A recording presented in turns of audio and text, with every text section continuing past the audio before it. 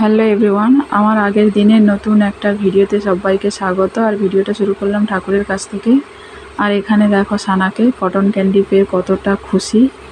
বাইরে বেরোলে এইসবেরই বায়না করে, তবে সব বায়না শোনা হয় না। এবার এটাতেই ও কতটা খুশি। আর এখানে ডিম আলু সেদ্ধ বসিয়ে দিয়েছি। তোমরা বুঝতেই পেরেছো আজকে ডিম আলু সেদ্ধ বসিয়েছি। এই ডিমের ঝোল রেসিপিটাই শেয়ার করব। এখানে ডিম আলু সেদ্ধ হয়ে গেছে, এবার ডিমটাকে তেলের মধ্যে ভেজে নেব। এবার হালকা একটু হলুদ দিয়ে এপাশ ওপাশ করে লাল লাল করে ডিমগুলোকে ভেজে নেব।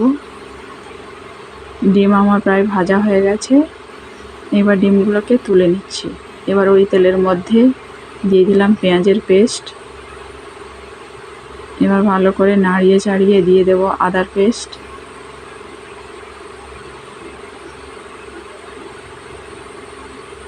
রসুনের পেস্ট। এবার ভালো করে একটা কাঁচা লঙ্কাও দিয়েছি। এবার দিয়ে ভালো করে নাড়িয়ে চাড়িয়ে এবার অ্যাড করলাম লবণ দিয়ে ভালো করে মশলাটাকে কষাতে হবে। এবার কষিয়ে হলুদের গুঁড়ো দিলাম, আর একটু দেব কালারের জন্য লাল লঙ্কার গুঁড়ো। জানোই তো কাঁচা লঙ্কা তরকারি সাদাই হয় দেখতে, তো একটু কালারের জন্য লঙ্কার গুঁড়ো দিলাম।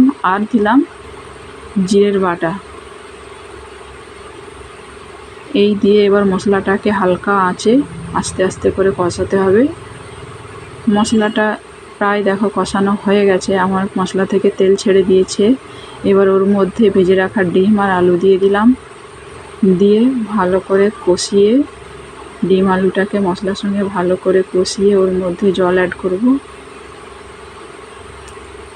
এবার জল দিয়ে দিলাম।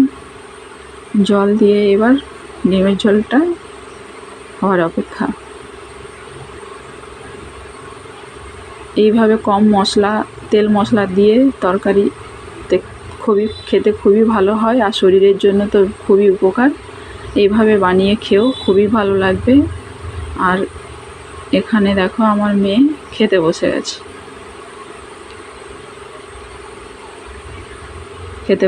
ও তো অনেকটাই ছোট, এবার নিজের হাতে কখনো খায় কখনো খায় না। এবার ও তো ক্যামেরার সামনে আসতেই চায় না, ওকে দিয়েই খাওয়ার ভিডিওটা করাই।